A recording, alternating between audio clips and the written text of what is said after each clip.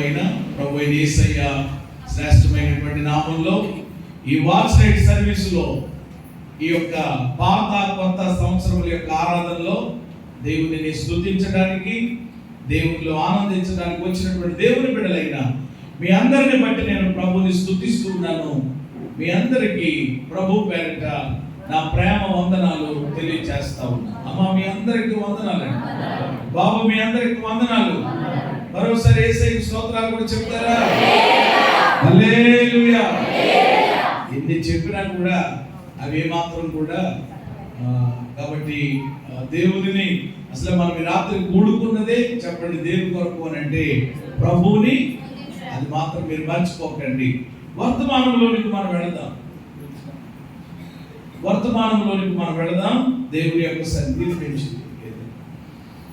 ఈ యొక్క 2024వ సంవత్సరాన్ని మనము మరికొద్ది సేపట్లో ముగించుకుని మరొక నూతన సంవత్సరంలో దేవుని యొక్క కృపను బట్టి మనం ప్రవేశించబోతా ఉన్నాం ఒక గంట సమయంలో. అయితే ఈ నూతన సంవత్సరంలో ప్రవేశించక మునుపు, అలాగే ఈ నూతన సంవత్సరంలోనికి మనం అడుగు పెట్టక మునుపు, అలాగే చెప్పి అది కూడా తగ్గించుకుంటుంది. వస్తున్నామా? బాగా వినపడుతుంది కదా మీకు? చాలా సంతోషం. దైవ జనాంగమా, మీరు గమనించవలసినటువంటి ఒక ప్రాముఖ్యమైనటువంటి విషయం ఏమిటి అని అంటే, ఈ నూతన సంవత్సరంలో మనం ప్రవేశించక మునుపు చేయవలసినటువంటి ఒక 3 పనులు ఉన్నాయి. మనం చేయాల్సినటువంటి 3 పనులు. అందులో ఒక పని ఆల్రెడీ ఏమంటే మీరు చేశారని, మనం చేశామని చెప్పేసి నేను అనుకుంటున్నాను. అయినా నేను చెప్తాను ఆ 3 పనుల్లో మొదటి పని ఏంటో. నూతన సంవత్సరంలోనికి అడుగు పెట్టక పూర్వం మనము చేయాల్సినటువంటి 3 ప్రాముఖ్యమైన కార్యాల్లో మొదటి కార్యం ఏమిటి అని అంటే, ఈ సంవత్సరం అంతా మనలను కాపాడినటువంటి దేవునికి కృతజ్ఞతాస్తుతులు చెల్లించుట. హల్లెలూయా. ఈ సంవత్సరం అంతా దేవుడు మనల్ని ఏం చేశాడు? కాపాడారు. ఎన్నో కీడుల్లో నుండి ప్రభు మనల్ని ఏం చేశారు? ఎన్నో ఉపద్రవాల్లో నుండి ప్రభు మనల్ని ఏం చేశారు? కాబట్టి ఆయనకి ఏం చెల్లించాలి? కృతజ్ఞతాస్తుతులు. ఆల్రెడీ చెల్లించేశాం కదండి పాస్టర్ గారు. ఏమంటే ఆల్రెడీ ప్రభుని స్తుతించేశాం కదా అనుకోవడానికి వీల్లేదు. ఏమంటే ఆ కృతజ్ఞత బుద్ధి మన హృదయంలో కలిగి ఈ ఆరాధన ముగిసే వరకు కూడా ఆ మనసుతో మనం దేవునికి ఎవరి స్తుతులు చెల్లించేటువంటి వారిగానే ఉండాలి. దేవునికి కృతజ్ఞతలు చెల్లించేటువంటి విషయంలో ఎలా మనం దేవునికి స్తుతులు చెల్లించాలి అని అంటే, మొదటిగా చెప్పాలంటే వ్యక్తిగతంగా దేవుడు మన జీవితాల్లో ఎన్నో కార్యాలు చేశారు. ఏమంటే కాబట్టి వ్యక్తిగతంగా అది నీ ఆరోగ్య విషయంలో కావచ్చు, అది ఏమంటే ఆర్థిక పరంగా కావచ్చు, ఆధ్యాత్మికంగా కావచ్చు, ఇలాగున్న వ్యక్తిగతంగా దేవుడు చేసిన కార్యాలను బట్టి స్తుతులు చెల్లించాలి. అలాగే రెండవదిగా కుటుంబం, దేవుడు మనకు ఒక కుటుంబాన్ని ఇచ్చాడు. ఆ కుటుంబంలో కూడా దేవుడు ఈ సంవత్సరంలో ఎన్నో కార్యాలు మాట్లాడాలి దయచేసి మీరు. కాబట్టి వాటిని బట్టి కూడా మనం దేవునికి ఏం చెల్లించాలి? కృతజ్ఞతలు. అలాగే ఆరోగ్యపరంగా, అలాగే ఆర్థిక పరంగా, అలాగే ఆధ్యాత్మికంగా, ఇలా కూడా 1 కాదు 2 కాదు, అనేకమైనటువంటి కార్యాలు, అనేకమైన మేలులు ప్రభు చేశారు కనుక మొదటి అనుభవం ఏమిటి అని అంటే, నూతన సంవత్సరంలో అడుగు పెట్టక మునుపు చెప్పండి మనం ఏమి కలిగి ఉండాలి? కృతజ్ఞత కలిగి ఉండాలి, లేక కృతజ్ఞతాస్తుతులు చెల్లించాలి. అది మొదటి అనుభవం. రెండవది ఏమిటి అని అంటే, ఈ సంవత్సరంలో, ఈ 2024వ సంవత్సరంలో ఏమంటే మనము మనుషులుగా ఉన్నాం. ఏమంటే ఎంత ప్రభువుని నమ్మినటువంటి బిడ్డలైనప్పటికీ కూడా, నమ్మి ఏమంటే క్రీస్తు రక్తము చేత కడగబడినప్పటికీ కూడా చాలా మంది బిడ్డలు మరి ఈ సంవత్సరంలో అనేక విషయాల్లో ఏమంటే తప్పిపోయినటువంటి వారిగా, తొలగిపోయినటువంటి వారిగా, అనేక విషయాల్లో దేవునికి ఎంతో దుఃఖాన్ని, దేవునికి ఎంతో ఆయాసాన్ని కలిగించినటువంటి వారిగా మనము జీవించాం. కాబట్టి ఈ సంవత్సరంలో మనము చేసినటువంటి తప్పులు, ఈ సంవత్సరంలో మనము చేసినటువంటి తప్పిదములు, ఆ బలహీనతలు ఏవైతే పశ్చాత్తాపముతో, ఏమంటే పశ్చాత్తాపముతో కూడినటువంటి ఆ మనస్సుతో దేవుని సన్నిధిలో ఆ లోపాలు, ఆ పాపాలు, ఆ దోషాలు, ఆ బలహీనతలన్నీ ప్రభు దగ్గర ఏం చేయాలి? మాట్లాడాలి. దయచేసి ఒప్పుకోవాలి. ఇది నేను చెప్పడం లేదు, దేవుని వాక్యం చెప్తుంది. సామెతలు 28:13 మీరు చదవక్కర్లేదు. అతిక్రమములను దాచిపెట్టుకునేవాడు ఏమవునట? వర్గలడు. వాటిని ఒప్పుకొని విడిచిపెట్టువాడు కనికరము పొందునని వాక్యం చెప్తుంది. కాబట్టి దేవుని కనికరం పొందాలంటే అతిక్రమాలు ఏం చేయాలి? ఎవరి తప్పిదములను ఏం చేయాలి? కప్పు కొనక ఒప్పుకోవాలి. ఈరోజు చాలా మంది ఎవరు ఒప్పుకోవడానికి బదులు కప్పుకుంటున్నారు, కవర్ చేస్తున్నారు, సర్దుకుంటున్నారు. ఏమండి ఇలాగున దేవుడు ఏం చేస్తాడంటే, దేవుడు చూస్తే చూడలేవలే ఏమండి అని చెప్పి అనేక సార్లు ఎవరిని కప్పే ప్రయత్నం చేస్తున్నారు. నేను అంటాను, ఎవరి ప్రియమైన దేవుడు బిడ్డారా, మనుషుల యొక్క కళ్ళు మనము కప్పగలమేమో కానీ దేవుని కళ్ళు ఎవరు కూడా కప్పలేరు. ఎందుకంటే దేవునికి అన్ని ఎలా కనబడతాయి? తేటగా. మనుషులుగా మనం కొన్ని చూడగలుగుతాం, కొన్ని చూడలేము. కానీ ఆయన సమస్తమును తేటగా చూడగలిగిన వాడు. అందుకని 130వ కీర్తనలో దావీదు అన్నాడు, యెహోవా నీవు దోషములను కనిపెట్టి చూచిన యెడల ప్రభువా ఎవడు నీ ఎదుట. కాబట్టి ఆయన కనిపెట్టి చూస్తే ఎవరు ఇక్కడ నిలవలేము, అడ్రస్ లేదు మనకి. కానీ ఆయన యందు మనము భయభక్తులు కలిగి ఉండేటట్లు ఆయన దగ్గర మనకి ఏం దొరుకుతుంది? క్షమాపణ దొరుకుతుంది, సంపూర్ణ విమోచన దొరుకుతుంది. ఆయన దగ్గర మనకి కృప దొరుకుతుంది. కాబట్టి రెండవది, నూతన సంవత్సరం అడుగు పెట్టక మునుపు చేయాల్సిన రెండవ పని, మన తప్పిదములు, మన లోపాలు, మన బలహీనతలు ప్రభు దగ్గర తప్పకుండా ఏం చేయాలి చెప్పండి? ఒప్పుకోవాలి. దేవుని విషయంలో ఒప్పుకోవాల్సినవి ఒప్పుకోవాలి. అలాగే మనుషుల విషయంలో, ఇతరుల విషయంలో మనం ఏం చేసామో వాటిని కూడా, ప్రార్థన విషయంలో, సహవాస విషయంలో, ఆధ్యాత్మిక సంబంధమైనటువంటి విషయాల్లో ఎక్కడ ఏ విధమైనటువంటి లోపములు మనం చేసినటువంటి వారంగా ఉంటున్నామో, దేవుని యొక్క ఆజ్ఞలను అతిక్రమించి బ్రతికామో, అవన్నీ కూడా దేవుని యొక్క సన్నిధిలో మనము ఒప్పుకొనవలసిన వారమై ఉన్నాం. ఒప్పుకుంటే దేవుడు తప్పకుండా ఏం చేస్తాడు చెప్పండి? క్షమిస్తాడు. క్షమాభిక్ష ఆయన మనకు ఇస్తాడు. స్తోత్రం చెప్పండి అందరూ.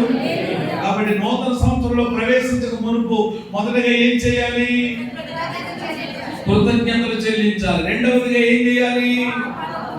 తప్పిదములు, దోషములు ప్రభు దగ్గర ఒప్పుకుని వాటిని ఏం చేయాలి? అలా ఒప్పుకుంటే అందరూ ఒప్పుకోవడం ఈజీయే. ప్రభు పాపిని ఆయన కరుణించిన, ఆయన కనికరించిన, ఆయన దుష్టురాలను, ఆయన దుర్మార్గురాలను ఆయన అని ఏదో ఒక మాట చెప్పేయడం కాదు. కానీ ఆ దుష్టత్వంలో నుండి, ఆ దుర్మార్గంలో నుండి, ఆ పైచాచిక విధానంలో నుండి, ఆ బలహీనతలో నుండి, ఆ బంధకములో నుండి ఏమండి విడిచిపెట్టాలి దాన్ని. అందుకు ప్రభు సహాయం చేస్తారు. రెండు, క్షమాపణ ప్రభు దగ్గర కోరాలి.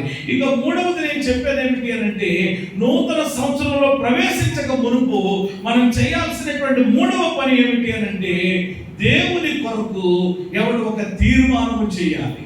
చెప్పండి, ఏం చేయాలండి? దేవుని కొరకై ఒక చక్కని తీర్మానం చేయాలి. ప్రభు, ఇంతవరకు ఒకవేళ నా బ్రతుకు లేదు అయిపోయింది, ఇంతవరకు ఒకవేళ నేను ఏదో అలా బ్రతికేశాను, కానీ ఇక మీదట అలా కాకుండా 2025లో ప్రభువా నీ కొరకు ఎలా ఉంటాను, నీ కొరకు ఎలా జీవిస్తాను. ఉదాహరణకి తీర్మానం అంటే నేను చెప్తాను వినండి. బైబిల్లో చాలా తీర్మానాలు మనకు తెలుసునండి. యెహోషువ తీర్మానం ఏంటో తెలుసు మనకి. చెప్పండి ఏంటది? సేవిస్తాం. రూతమ్మ తీర్మానం ఏంటి? ఎవరి పౌలు గారి తీర్మానం ఏంటి? ఇలాగా బైబిల్లో చాలా మంది తీర్మానాలు చేసుకున్న భక్తులు, వ్యక్తులు ఉన్నారు. ఎవరు ఆ తీర్మానాలు మనకు తెలుసు. అలాగే నీవు కూడా ఏదో ఒక తీర్మానం. ఏమండి, నిన్న ఆదివారం చాలా మంది దేవుని కృపను బట్టి, అయ్యా ఈ 2024 సంవత్సరంలో 52 ఆదివారాలు, ఒక్క ఆదివారం కూడా నేను మిస్ కాకుండా దైవ సన్నిధికి నేను రాగలిగాను ఆయన కృపను బట్టని కొందరు సాక్ష్యం ఇచ్చారు. ఏమంటే నేను నిలబెట్టించలేదు, కానీ ఎవరు వారు సాక్ష్యం ఇచ్చారు, ప్రభు సహాయం చేశారు. అంటే ఎవరు జనవరి 1న లేక నూతన సంవత్సరాలు అడుగు పెట్టక మునుపు వాళ్ళు ఏం చేసుకున్నారనమాట, ప్రభు ఈ సంవత్సరం 52 వారాలు ఏమాత్రం కూడా నేను పోగొట్టుకోకుండా దైవ సన్నిధికి రావడానికి ఇది నా తీర్మానం అని. ఏమంటే మన తీర్మానం మనం చేస్తే ఆ తీర్మానాన్ని దేవుడు ఏం చేస్తాడు, అది. అంతేగాని నా వల్ల అవుతుందా, నేను రాగలుగుతానా, నేను చేయగలుగుతానా అనే సందేహాలతో ఉంటే ఆ తీర్మానాలు మన జీవితాల్లో నెరవేర్చబడవు. కానీ ప్రభువు నాకు సహాయం చేస్తారు, ప్రభువు నన్ను బలపరుస్తారని చెప్పి తీర్మానం చేస్తే మీరు చేసుకున్నటువంటి తీర్మానాన్ని దేవుడు స్థిరపరిచి ఆమోదముద్ర వేసి అలాగనే చేయడానికి పరిశుద్ధాత్ముడు మనకు సహాయం చేస్తారు. నమ్మిన వాడు స్తోత్రం చెప్పండి. కాబట్టి నూతన సంవత్సరం అడుగు పెట్టక మునుపు ఏం చేయాలి మనము, ఆ తీర్మానం మీకే అప్పగిస్తున్నాను. నేనేమి చెప్పను, లేనివి బలవంతంగా రుద్దను. దయచేసి ఎంత రుద్దుదామన్నా ప్రయోజనం ఏముంటుంది. కాబట్టి అది తీర్మానం అనేది ఎవరికి వాళ్ళకి కలగాలి తప్ప చేయి తీర్మానం వెళ్ళు అని చెప్పి కాబట్టి మనము ఏం చేయలేము. కాబట్టి తీర్మానం అనేటువంటిది అది వ్యక్తిగతమైనది, అది ఎవరికి వాళ్ళది అనమాట. ప్రభువా ఇంతవరకు సరిగా నేను ప్రార్థన చేయలేదు, వ్యక్తిగత ప్రార్థన సరిగా లేదు, కుటుంబ ప్రార్థన లేదు, సంఘ ప్రార్థన లేదు, ఏదో అప్పుడప్పుడు గ్యాప్ వచ్చినప్పుడు చేయడం. అలా కాదయ్యా, ప్రార్థన జీవితాన్ని కలిగి ఉంటాను, క్రమంగా వాక్యాన్ని చదువుతాను, క్రమంగా మందిరానికి వెళ్తాను, క్రమంగా నమ్మకంగా దేవునికి ఇవ్వాల్సినటువంటి భాగాన్ని దేవునికి ఇస్తాను. చెప్పండి, వీటిలన్నిటిని ఏమంటారు అన్నమాట. దావీదు 23వ కీర్తన 6వ వచనంలో అన్నాడు, నేను బ్రతికే దినములన్నీ కృపాక్షేమాలే, నేను చిరకాలము. అది ఎక్కడ నివాసం చేస్తాడట, అది ఎవరి తీర్మానం, డేవిడ్ తీర్మానం. అది అలా ఈరోజు ఎవరి తీర్మానం వాళ్ళది, ఏదో చెయ్యాలి. ఏం చేయకుండా ఏదో వచ్చానమ్మా, ఏదో కూర్చున్నానమ్మా, వెళ్ళిపోతున్నానమ్మా, లింగిమని మళ్ళా అప్పుడప్పుడు వస్తూ ఉంటానమ్మా. అలాగైతే ప్రియమైన దేవుని బిడ్డలారా, మన యొక్క ఆధ్యాత్మిక జీవితం ఏ విధంగా అభివృద్ధి చెందుతుంది. కాబట్టి నూతన సంవత్సరంలో అడుగు పెట్టక మునుపు తప్పకుండా చెప్పండి ఏం చేయాలన్నమాట, తీర్మానం. అలాగే కొన్ని విడిచిపెట్టలేకపోతున్నావు నువ్వు. అది చుట్టో, అది బీడియో, అది సిగరెట్టో, అది ఇంకోటో నాకు తెలియదు. అది అబద్ధాలో, అది దొంగతనమో, అది స్వార్థమో, అది అసూయో, అది మత్సరమో, అది కుళ్ళో, అది కుతంత్రమో, అది ఏంటో మొత్తం మీద అది నీకు తెలుసు. కాబట్టి దానిని కూడా ఇక నేను ఉంచుకోను ప్రభా. ఆ పాత దానితోటి, ఆ రోత విధానముతోటి అయ్యా నేను నూతన సంవత్సరంలో అడుగు పెట్టను ప్రభా. ఈ 2024లోనే నేను దానిని ఏం చేస్తాను, విడిచిపెట్టేస్తానని ఏం చేయాలి, తీర్మానం చేయాలి. తీర్మానం చేస్తే ప్రభు ఏం చేస్తారు, మనము ఒకవేళ మనం విడిచిపెట్టడానికి ఒకవేళ నీకు శక్తి సరిపోకపోయినా, ఎవరిని నీకు బలము సాగకపోయినా ప్రభువు బలపరిచి ఎవరిని నిశ్చయముగా ఎవరి ఆ యొక్క ఆ బలహీనత ఏదైతే నిన్ను పట్టి పీడిస్తా ఉందో, దేవుల్లో ముందుకు వెళ్లకుండా నిన్ను వెనక్కి లాగేస్తా ఉందో, ఎవరు దానిని వదిలేయడానికి, విడిచిపెట్టడానికి ఆశ్చర్యకరంగా ప్రభు ఏం చేస్తారు. అది కాబట్టి నూతన సంవత్సరంలో ప్రవేశించక మునుపు మనం చేయాల్సిన 3 పనులు ఒకసారి చెప్పేయండి మీరు. మొదటిగా ఏం చేయాలి, చెల్లించాలి. రెండవది మన బలహీనతలు, మన తప్పిదాలు ప్రభు దగ్గర ఒప్పుకొని విడిచిపెట్టాలి. ఆ మూడవది చెప్పండి ఏం చేయాలి, తీర్మానం. దేవుని కొరకైన తీర్మానం, ప్రభు కొరకైన తీర్మానం, ఆయన కొరకు ఎవరిని జీవిస్తాననేటువంటి ఒక తీర్మానం చేయాలి. ఖచ్చితంగా నువ్వు చెయ్యి, ప్రభువు సహాయం చేస్తారు. నా వల్ల కాదండి, నేను కుదరదండి, నాకు ఏమండి నేను వెళ్ళలేనండి అనేటువంటి మాటలు మనం మాట్లాడడానికి వీల్లేదు. విశ్వాసంతో తీర్మానం చేసుకుంటే ఎలాంటి పరిస్థితుల్లోనైనా ప్రభు సహాయం చేసి మనలను ముందుకు నడిపిస్తారు. నూతన సంవత్సరంలోనికి అడుగు పెట్టక మునుపు మనం చేయాల్సిన మూడు మాటలు జనరల్ గా నేను మీకు జ్ఞాపకం చేశాను. 116వ కీర్తన చదువుకున్నాం కదా, ఆ కీర్తనలో నుండి కొన్ని మాటలు త్వరగా, నేను ఎక్కువ సమయం మాట్లాడలేదు, ఎందుకంటే ఇప్పటికే నా స్వరము గడిచినటువంటి దినముల నుండి ఉదయ సాయంకాలము ఎవరి స్వరమునకు ఏమి లేదో మీ అందరికీ తెలుసు. కాబట్టి ఈ రాత్రి నేనేమి వాక్యం చెప్పట్లేదు, కానీ కొన్ని మాటలు త్వరగా జ్ఞాపకం చేసే ప్రయత్నం చేస్తాను. 116వ కీర్తన తెరిచి పెట్టండి. 14 చరణాలు మనం చదువుకున్నాం కదా. ఈ కీర్తనలో నుండి ఈ కీర్తనలో భక్తుడు 2 పనులు చేస్తా ఉన్నాడు, 2 కార్యాలు చేస్తా ఉన్నాడు. ఆ 2 కార్యాలు నేను మీకు వివరించేసి నా సందేశాన్ని నేను ముగిస్తాను. ఈ 2 కూడా మనం చేయాలి. ఇప్పుడు ఇంతవరకు నేను చెప్పిన 3 మాటల్లో ఖచ్చితంగా ఈ 2 కూడా వస్తాయి. ఏమిటి ఆ 2 అని అంటే, ఈ కీర్తనకారుడు ఈ 116వ కీర్తనలో ప్రభువును స్తుతిస్తున్నటువంటి భక్తుడు 2 పనులు చేస్తున్నాడు. ఏంటి 2 పనులు అని అంటే, ఒకటి దేవునికి కృతజ్ఞతాస్తుతులు చెల్లిస్తూ ఉన్నాడు. ఒకటి దేవునికి ఏం చేస్తున్నాడు? థాంక్స్ గివింగ్, కృతజ్ఞతాస్తుతులు చెల్లించుట. దేవుడు ఆయన జీవితంలో చేసినటువంటి మేలులను బట్టి కృతజ్ఞతలు చెల్లిస్తున్నాడు. ఏం చేశాడో కూడా వాటిని గురించి ఇక్కడ మాట్లాడాడు ఈ కీర్తనలో. రెండవది ఆయన కూడా దేవుని సన్నిధిలో ఆయన ద్వారా మేలులు పొందుకోవడం మాత్రమే కాకుండా, వినాలి జాగ్రత్తగా, ఆయన నుండి ఉపకారాలు పొందుకోవడమే కాకుండా ఆయన కూడా కొన్ని తీర్మానాలు చేశాడు. ఏమిటవి? ఈ 2 విషయాల గురించి నేను టూకీగా మీకు వివరించే ప్రయత్నం చేస్తాను. మొదటిది ఏమిటి అని అంటే, దేవుని కార్యాలు వివరించుట. ఈ కీర్తనలో దేవుని కార్యాలను భక్తుడు ఏం చేస్తున్నాడు? వివరిస్తున్నాడు. ఏం చేశాడు ఆయన పట్ల దేవుడు? ఎలాంటి కార్యాలు చేశాడు? రండి మనం చూద్దాం. 116వ కీర్తన మొదటి చరణం.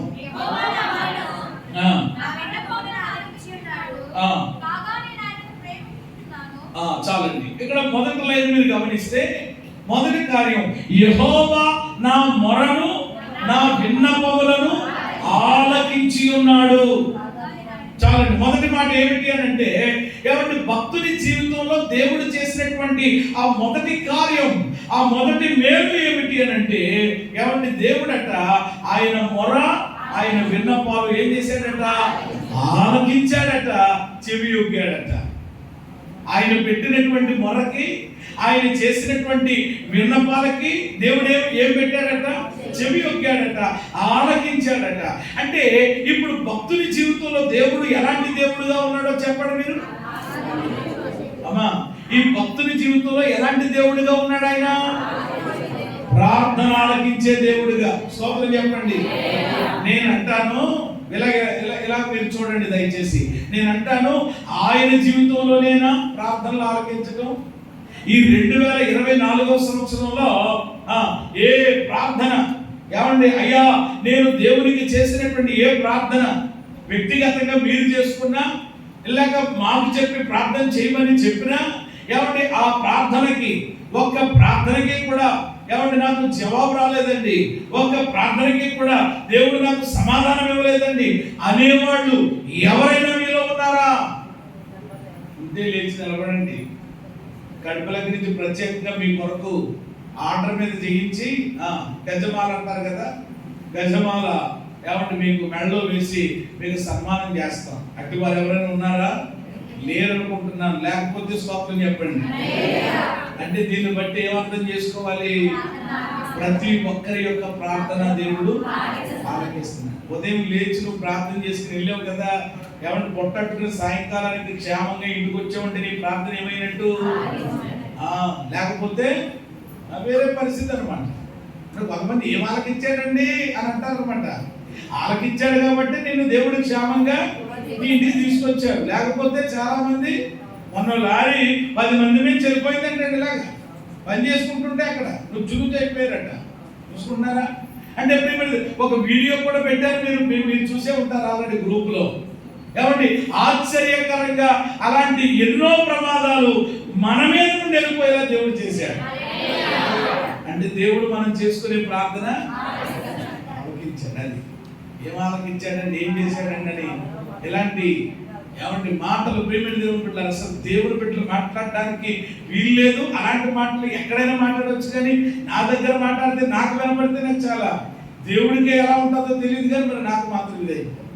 ఆయన పేరే ఏంటి చెప్పండి? ప్రార్థనలు. ఒకవేళ నీ ప్రార్థన వినపడలేదు అని అంటే ఆలకించడం ఆయన పొరపాటు కాదు, కానీ ఆయన నీ ప్రార్థన ఆయన దగ్గరికి వెళ్ళలేకపోవడానికి గల కారణం ఏదైనా ఉందేమో. రక్షణ నేరకుడినట్టు యెహోవా హస్తము, విననేరకుడినట్లు ఆయన చెవులు. మీ దోషములు దేవునికి మీకు ఎలా వచ్చేసాయి? తీసేయడానికి ముందు ఆ కలెక్షన్లు కట్ చేయండి, వాటిని తీసివేయండి, దేవుని వైపుకు తిరగండి. అప్పుడు అద్భుతమైన రీతిలో ఆ ప్రార్థనకి కూడా దేవుడు సమాధానం ఇస్తారు. స్తోత్రం చెప్పండి అందరూ. కాబట్టి నెంబర్ 1 మొదటిది, నా మొరను నా విన్నపములను ఆయన. ఈ సంవత్సరంలో ఎన్నో ప్రార్థనలకు దేవుడు మనకి ఏమి ఇచ్చారండి? ఇక్కడ అదే చెప్తున్నాడు భక్తుడు. అది మొదటి కార్యం. రెండవది ఎవరు? రెండవ మాట చెప్తున్నాను వినండి. 6వ చరణం చదవండి. యెహోవా నేను కృంగి ఉండగా ఆయన నన్ను రక్షించెను. ఒకటి, ప్రార్థనలు ఆలకించాడు. ఆయన పట్ల దేవుడు చేసిన కార్యం మన పట్ల కూడా అదే కార్యం. రెండవది ఏమిటి అని అంటే రక్షించెను అంటున్నాడు. ఏం చేశాడటమ్మా? రక్షించాడు. ఎప్పుడు రక్షించాడట? ఎలాంటి పరిస్థితులు రక్షించాడంట? నేను కృంగి ఉండగా అన్నాడు. ఏమై ఉండగా? ఈ 2024 సంవత్సరంలో కొన్ని పరిస్థితులను బట్టి మనం కూడా ఏమైపోయాం? లేరు అలాంటి కూడా ఇక్కడ ఎవరుని? అయ్యా ఆ పరిస్థితులను బట్టి నేను చాలా కృంగిపోయా, ఆ మాటను బట్టి నేను చాలా కృంగిపోయా, ఆ పరిస్థితిని బట్టి ఇంకేం చెయ్యాలో నాకు అర్థం కాలేదు. అలాంటి కృంగిన పరిస్థితుల్లో దేవుడు ఆయన మనల్ని ఏం చేశాడు? రక్షించాడు. కాబట్టి ఇది రెండవ కార్యం. మూడవది 7వ చరణం, నా ప్రాణమా యెహోవా నీకు క్షేమమును విస్తరింపచేసి ఉన్నాడు. చాలండి. ఎవరు? మూడవది ఏమిటి అని అంటే క్షేమాన్ని విస్తరింపజేశాడట. ఏ విస్తరింపజేశాడండి? ఈయన జీవితంలో జరిగింది అది మనకి కూడా అన్వయించుకోవచ్చు. ఏమంటే ఇక్కడ ఉన్నటువంటి మనందరి జీవితాల్లో కూడా ఏమంటే దేవుడు ఏ విస్తరింపజేశాడు? క్షేమాన్ని విస్తరింపజేశాడు. ఎందుకంటే ప్రస్తుతం ఎలాంటి దినములలో మనం ఉన్నాము అని అంటే క్షేమము కరువైన దినాల్లో ఉన్నాం. ఏమి లేదండి ప్రపంచంలో? క్షేమం లేదు. ఏ వైపు నుండి ఏ ఉప్పెన రాబోతుందో తెలియదు. ఏమండి ఏ వైపు నుండి ఏ విధమైనటువంటి ఏమండి ప్రేమ దేవుని బిడ్డలారా ఉపద్రవం రాబోతుందో మనకి తెలియదు. కానీ ఆశ్చర్యకరంగా దేవుడు మన ప్రాణానికి ఏ విస్తరింపజేశాడు అని అంటే డబ్బెక్కు విస్తరింపజేశాడని నేను చెప్పను, పొలాలు స్థలాలు విస్తరింపజేశాడని నేను చెప్పను. ఎందుకంటే అవన్నీ ఉన్నా ఏమీ లేకపోతే ప్రయోజనం ఏంటి? కాబట్టి ప్రియమైన దేవుని బిడ్డలారా క్షేమాన్ని మన జీవితాల్లో విస్తరింపజేశాడు. అది నీ జీవితంలోనే కాదు, నీ భర్త జీవితంలో విస్తరింపజేశాడు. ఎవరిని నీ పిల్లల విషయంలో విస్తరింపజేశాడు. ఎవరిని ఒక మాటలో చెప్పాలంటే మన కుటుంబం విషయంలో దేవుడి సంవత్సరం అంతా ఏ విస్తరింపజేశాడు? క్షేమాన్ని విస్తరింపజేశాడు. ఎన్ని మాటలు వచ్చినాయండి ఇక్కడికి? ఒకటి ఏం చేశాడట? ఆలోచించాడు. రెండవది రక్షించాడు. మూడవది క్షేమాన్ని విస్తరించాడు. 8వ చరణం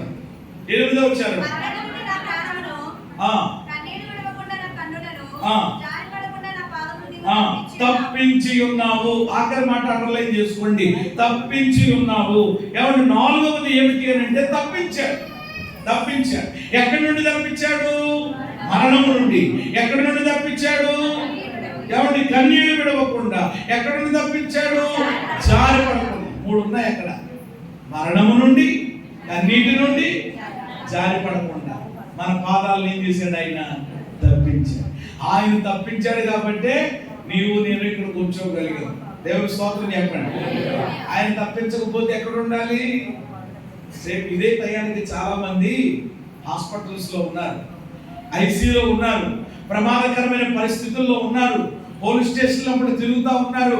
ఎక్కడెక్కడో ఎవరు లేనిటువంటి ఎవరిని అనాథల్లాగా, ఎవరిని దిక్కులేని వ్యక్తులుగా, ఎవరిని జీవించేవారు ఈరోజు సమాజంలో ఎంతో మంది ఉన్నారు. కానీ దేవుడు ఈ 2024లో ఎన్నో పరిస్థితుల్లో నుండి ఆశ్చర్యకరంగా ప్రభు మనల్ని ఏం చేశారు? తప్పించారు.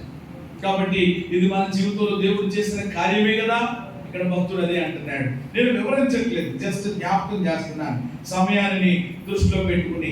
5వదిగా చూస్తే 12వ చరణం, ఒక మాటలో చెప్పాలంటే యెహోవా నాకు చేసిన ఉపకారములన్నిటికీ ఏం చెల్లిస్తా. ఒక్క ముక్కలో చెప్పాలని అంటే ఏమండి, ఎన్నో ఉపకారాలు చేశాడు. 5వది ఏంటి చెప్పండి? అందుకని అక్కడ ఏమన్నాడు? యెహోవా నాకు చేసిన ఎన్నో ఉపకారాలు. అంటే కొన్ని రాశాడు, కొన్ని జ్ఞాపకం చేశాడు. కానీ ఇక చివరికి వచ్చేసేటప్పటికి ఏమంటున్నాడంటే ఆయన నాకు చేసిన ఉపకారములన్నిటికీ నేను ఆయనకి ఏమి చెల్లించగలుగుతాను అంటున్నాడు. ఉపకారములు ఏకవచనమా బహువచనమా? కాబట్టి ఉపకారములు అని అంటే చెప్పండి, ఎన్నో. ఒక రకంగా చెప్పాలంటే లెక్కించలేనండి. ఎన్ని చెప్పండి? అందుకని మనం పాడతాం కదేమని, లెక్కించలేని స్తోత్రములు దేవా ఎల్లప్పుడూ నే పాడెదన్. లెక్కించలేని స్తోత్రములు దేవా ఎల్లప్పుడూ నే పాడెదన్. ఇంతవరకు నా బ్రతుకులో నీవు చేసిన మేలకై, ఇంతవరకు నా బ్రతుకులో నీవు చేసిన మేలకై లెక్కించలేని స్తోత్రములు దేవా ఎల్లప్పుడూ నే పాడెదన్. దేవా ఎల్లప్పుడూ నే పాడెదన్. దేవునికి మహిమ కలుగును గాక. ఎన్ని విషయాలు కాబట్టి ఇక్కడ మనం చూసాం? 5 విషయాలు. మొదటిది చెప్పండి, ప్రార్థనలు ఆలకించాడు. 2వది చెప్పండి, రక్షించాడు. 3వది ఏం చేశాడు? క్షేమాన్ని విస్తరింపజేశాడు. 4వదిగా తప్పించాడు. 5వది ఎన్నో ఉపకారాలు ఆయన జీవితంలోనే కాదండి, ఇక్కడున్న మనందరి జీవితాల్లో కూడా ఈ కార్యాలన్నీ చేశారు. ప్రతి ఒక్కరూ ఒప్పుకొని తీరాలి ఖచ్చితంగా. ఇది 100%, ఏమాత్రం సందేహం లేదు, అనుమానం లేదు. మీరు సందేహించిన, మీరు ఒప్పుకున్నా ఒప్పుకోకపోయినా, మీరు అవునన్నా కాదన్నా, నేను వాక్యాన్ని బట్టి ఆనబెట్టి చెప్తా ఉన్నాను, ఈ 5 కార్యాలు దేవుడు ఈ 2024వ సంవత్సరంలో మన జీవితంలో చేశారు. అలాగని మీరు విశ్వసిస్తే కనుక, కొంతమంది దుర్మార్గులు ఇక్కడ కనపడుతున్నారు నాకు, మిమ్మల్ని సిలువేయాలి గుడ్ ఫ్రైడే రోజున. నేనేం చెప్పాను? ప్రియమైన దేవుని బిడ్డలారా, ఇన్ని కార్యాలు ప్రభు చేశారు అని అంటే ఏమంటే నమ్మిన వారు ప్రభు స్తుతించండి అని అంటే 100 చేతులు ఎందుకు లెగిశాయి అంటే దేవుడు మిమ్మల్ని తప్పించలేదా? ఏమంటే దేవుడు మిమ్మల్ని ఆలకించలేదా? అందుకనే మిమ్మల్ని ఆ పేరు పెట్టారనమాట. ఏమంటే నేను చెప్పడమే కాదు, బైబిలే చెప్తుంది, కృతజ్ఞత లేని వారు దేవుని దృష్టిలో చాలా పాపులు. పాపం అంటే పెద్ద వ్యభిచారం చేయడమో, దొంగతనం చేయడమో, ఎవడో పేకో కోసేయడమో అని అనుకుంటారు. బైబిల్ చెప్తుంది కృతజ్ఞత లేకపోవడమే భయంకరమైన పాపం. ఆ పాపములో నుండి ప్రియమైన దేవుని బిడ్డలు బయటికి రావాలి. ఇన్ని కార్యాలు దేవుడు, నువ్వు ఒప్పుకుంటే ఏమంటే, ఒప్పుకోకపోతే నాకేంటి, ఏమంటే నేను ఒప్పుకుంటున్నాను. నా జీవితంలో ఈ 5 కార్యాలు నా కుటుంబంలో ఈ 2024వ సంవత్సరంలో నా దేవుడు అద్భుతంగా జరిగించారు. దేవునికి మహిమ కలుగును గాక. కాబట్టి ఈ కార్యాలు పొందేసుకోవడమే కాదు, దేవుడు ఈరోజు మనుషులు ఎలా తయారయ్యారంటే ఏమంటే జలగలాగా ఇమ్ము అని చెప్పి ఏమండి పట్టుకుని ఏమంటే దేవుడి ఇచ్చిన అన్ని కూడా వారి జీవితాల్లో పొందేసుకుని కృతజ్ఞత లేని వారిగా, ఓ తీర్మానం లేని వారిగా, ఓ సమర్పణ లేని వారిగా, ఓ భారం లేని వాళ్ళలా, ఓ బాధ్యత లేని వాళ్ళలాగా, ఏదో అగ్నిలో నుండి ఒక కొరివిలాగా అలా బయటపడ్డట్లుగా బతికేస్తున్నారు ఈరోజు చాలా మంది. కానీ ఏమండి కార్యాలు పొందుకున్నటువంటి ఈ వ్యక్తి ఎలాంటి వాడిగా ఉన్నాడు అని అంటే ఏమండి 2వ సంగతి చెప్పి నేను ముగించేస్తాను. మొదటిగా కృతజ్ఞతాస్తుతులు చెల్లించాడు. దేని బట్టి చెల్లించాడో 5 మాటలు చెప్పాను. ఇప్పుడు అవన్నీ పొందుకున్న దేవుని ఎడల ఎవరి దేవుని సన్నిధిలో ఏం చేస్తున్నాడు అంటే తీర్మానం చేస్తున్నాడు. ఎప్పుడు ఏం చేస్తున్నాడు? ప్రభువా నా ప్రార్థన ఆలకించావు, ప్రభువా నన్ను రక్షించావు, ప్రభువా నాకు క్షేమాన్ని విస్తరింపజేశావు, ప్రభువా ఇదిగో ఈ విధంగా ఎన్నో ఉపకారాలు చేశావు. నా బతుకులో నీ కొరకు ఏం చేయకపోకుండా ఎలా ఉంటే అసలు నా జీవితానికి ఒక అర్థం ఉంటుందా, సార్థకం ఉంటుందా, పరమార్థం ఉంటుందా?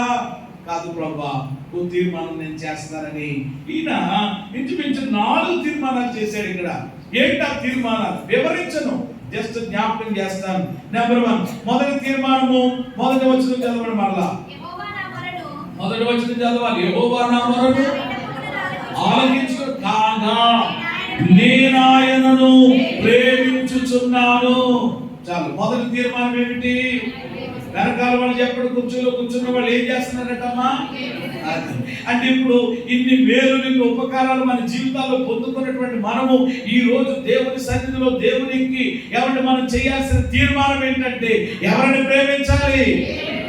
ఇక్కడ ఏమంటున్నాడు ఆయన? కాగా నేను ఆయనను, ఎవరిని? మా ఆయనను అని ఉంది అక్కడ. నేను ఆయనను అని ఉందా? కాబట్టి ఇలాగే మా ఆయనను నేను, నీ ఆయన్ని ప్రేమించమ్మాయి, దయ్యానికి అడిగి చక్కగా పెట్టి ప్రేమించి మంచిదే దేవుని కొడుకును బట్టి. ఈరోజు అలా లేదు కదా. ఎలా తయారయ్యారు అని అంటే ఏమంటున్నారంట? పెట్టుకో అంటున్నారంట. ఏంటి పెట్టుకోవడం? అన్నం పెట్టుకో, చారు వేసుకో, ఏమంటే నీళ్లు తోడుకో అంటున్నారు. ఆ తర్వాత ఈయన కూడా ఒకరోజు టైం అవుతుంది కదా, ఏమండి రాదా ఏమొచ్చింది రాని ఒక దయచేసి 5 లాగా ఏమండి దగ్గరలోనే ఉన్నాడు, దేవునికి స్తోత్రం కలుగును గాక. కాబట్టి ఇలాగ పెట్టుకో, చేసుకో, అది ఇది అంటే ఏదో ఓ రోజు మాకు ఏమొస్తుంది అనమాట, అప్పుడు అనమాట ఉంటుంది అనమాట. ఏమన్నా ఇప్పుడు చెప్పట్లేదు. కాబట్టి ప్రేమ దేవుని బిడ్డలారా, ఈరోజు దేవుని మనం ఏం చేయాలి? ప్రేమించాలి. ఇప్పుడు ఇన్ని కార్యాలు పొందుకున్న అతని తీర్మానం ఏంటంటే కాగా నేను ఆయనను. కాబట్టి ఎవరిని ప్రేమించాలి? మనము దేవుణ్ణి ప్రేమించాలి. మొదటి ప్రేమ చెప్పండి, మనం ఎవరికి ఇవ్వాలి? ఈరోజు విచారం ఏంటి అని అంటే ప్రకటన గ్రంథంలో ఎఫెసు సంఘం మొదట ఉన్న ప్రేమను ఏం చేసిందట? వదిలేసి. అలా వదిలేసిన వాళ్ళు ఇక్కడ చాలా మంది ఉన్నారు. మొదటి ఫస్ట్ లవ్ అంటారనమాట. చాలా అద్భుతంగా ఉంటుంది. ఫస్ట్ పెళ్ళైన కొత్తలో చూడండి, భార్యాభర్తలకి ఎక్కడికి వెళ్ళినా అసలు చెట్ట పట్టాలన్నమాట. నీకు కొత్తగా పెళ్ళయిందనంట, ఏమన్నా డ్రైనేజ్ వచ్చిందంటే ఇలాగ వెళ్తా ఉంటుంటే అప్పుడు నేను ఏమంటున్నాడంటే, డ్రైనేజ్ అలాగే నేను ఉన్నాను కదా మై అని చెప్పి ఆవిడ ఏం చేసి ఎత్తుకుంటే డ్రైనేజీ సంవత్సరం అయిందటండి. ఓ చోటకి వెళ్తుంటుంటే ఓ బోధోటి ఉందంటండి, బోధి కొంచెం పెద్దది, ఆ బోధి దాటవలసి ఉందంటండి. ఈవిడ ఏం చేస్తుందంట? ఆయన బంగారు ఆయన ఏం చేస్తారు? ఎప్పుడు దున్న బోతులాగా ఉన్నాం నడవలో పెట్టి సంవత్సరం తిరిగేటప్పుడు ఏమైపోయిందండి అడా అని చెప్పి ఇంకా ఎంతసేపు అదే పని అనుకుంటున్నాడు మాకు అని అన్నారు.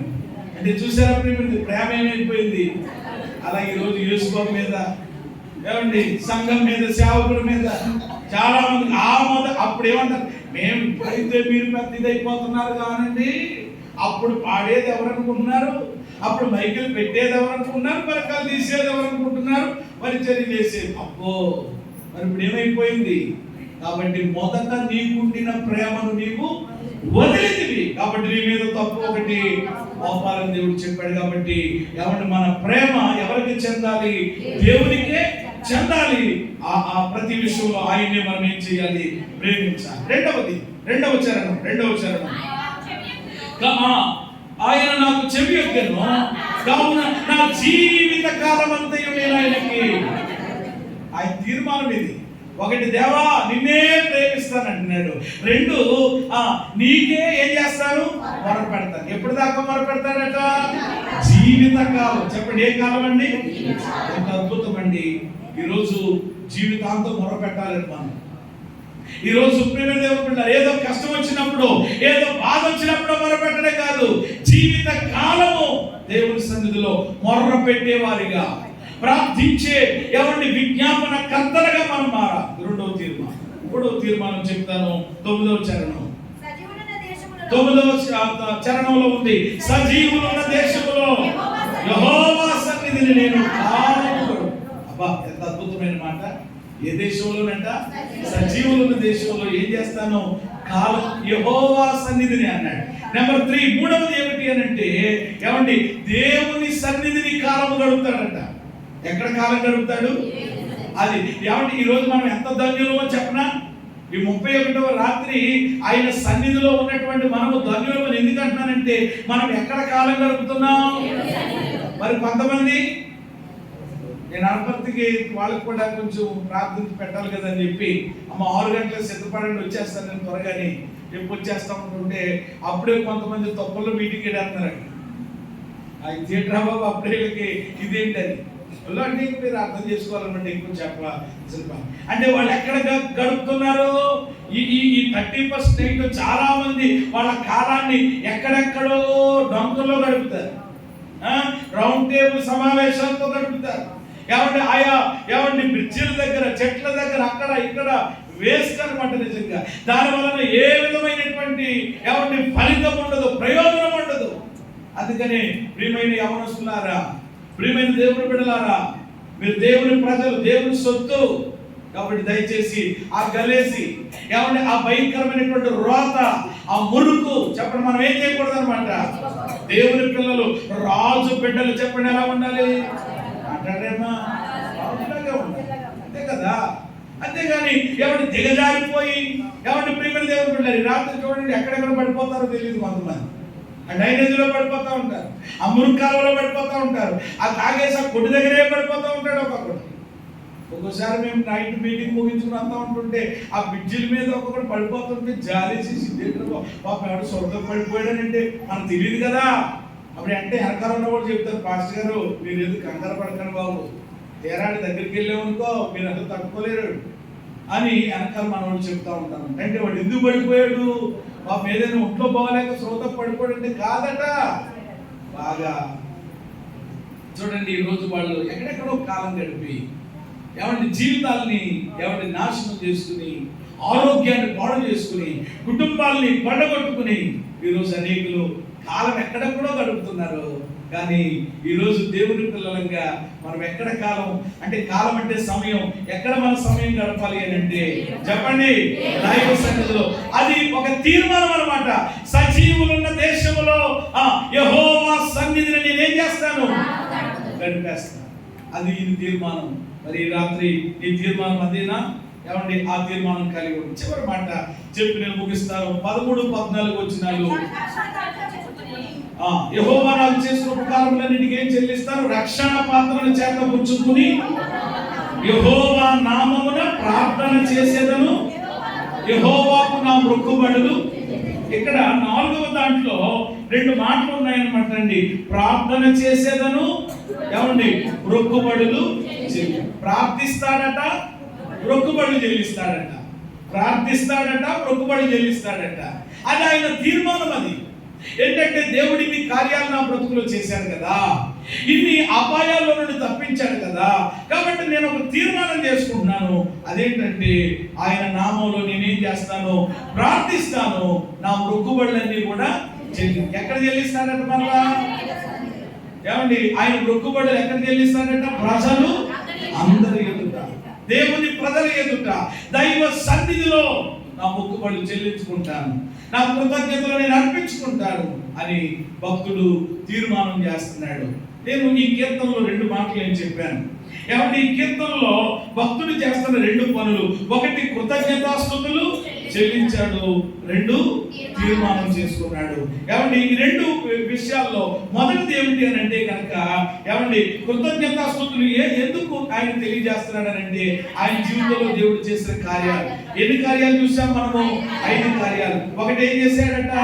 ప్రార్థన ఆలకించాడు. 2వది రక్షించాడు. 3వది క్షేమాన్ని ఇచ్చాడు. 4వది 5వది ఉపకారం. ఇవన్నీ చేసిన దేవుని ఎడల ఆయన శ్రేష్టమైన ఒక 4 తీర్మానాలు చేశాడు. ఏంటా తీర్మానాలంటే, దేవా నిన్నే ప్రేమిస్తాను. రెండవది నీకే మొరపెడతాను. మూడవది నీ సన్నిధినే నా కాలాన్ని నా సమయాన్ని గడిపేస్తాను. నాలుగవది ప్రార్థించి నా మొక్కుబడులన్నీ ప్రజలందరి ఎదుట. మరి రాత్రి ప్రియమైన సహోదరి, ప్రియమైన సహోదరుడా, మన జీవితంలో కూడా 2024లో దేవుడు ఎన్నెన్నో కార్యాలు చేశారు కదా, ఎన్నో ప్రమాదాల్లో నుండి ప్రభు తప్పించారు కదా. మరి రాత్రి నీ తీర్మానం ఏంటి? ఈ రాత్రి నీ సమర్పణ ఏంటి? ఈ రాత్రి మనం కూడా ఓ తీర్మానం చేద్దాం. ప్రభువా, నిన్నే స్తుతిస్తాను, నిన్నే ప్రేమిస్తాను, నిన్నే ఆరాధిస్తాను, నీకే మొరపెట్టుకుంటాను.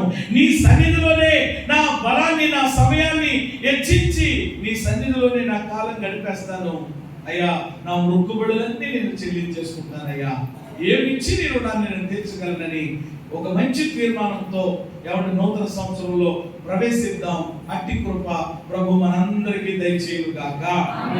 మోకరించండి దయచేసి ఒక్క నిమిషం. మీరు ఎక్కడ ఉన్నటువంటి వారు అక్కడ మోకరించి 4 నిమిషాలు కళ్ళు